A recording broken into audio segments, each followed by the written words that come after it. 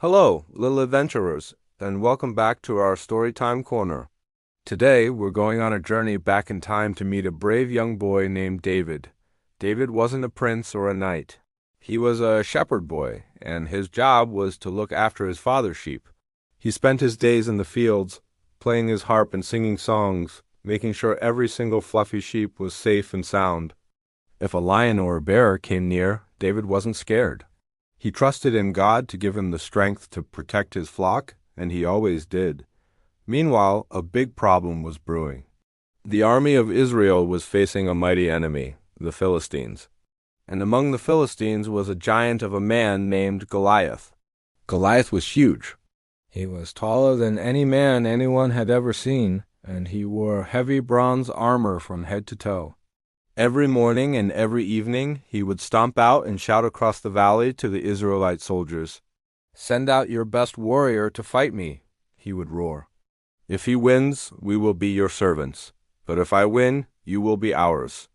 All the soldiers of Israel, even the king, were terrified. No one dared to fight the giant Goliath. This went on for 40 days.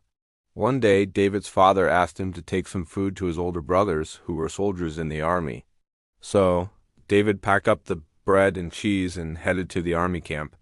When he got there, he heard Goliath's booming voice and saw all the soldiers shaking in their boots. David was surprised. "Why is everyone so scared?" he asked. "Who is this giant to challenge the army of the living God?" David's brothers told him to be quiet and go home, but David knew something had to be done. He went straight to King Saul and said, "Let no one lose heart. I will go and fight this giant." King Saul looked at David, a young shepherd boy, and then thought of the giant Goliath. "You can't fight him," the king said. "You're just a boy, and he's been a warrior his whole life." But David replied, "The same God who saved me from the lion and the bear will save me from this giant."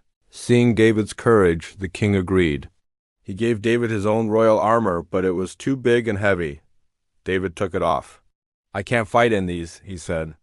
"I'm not used to them." Instead, David walked to a nearby stream. He reached down and chose 5 smooth stones, putting them in his shepherd's bag. With his trusty slingshot in one hand and his staff in the other, he walked out to face the giant. When Goliath saw David, he laughed a big mean laugh. "Am I a dog that you come at me with sticks?" he bellowed. "Come here, and I'll feed you to the birds." But David wasn't afraid. He shouted back, "You come to me with a sword and a spear, but I come to you in the name of the Lord Almighty." Today, everyone will know that it's not by sword or spear that the Lord saves, for the battle is the Lord's. Then David started running towards Goliath.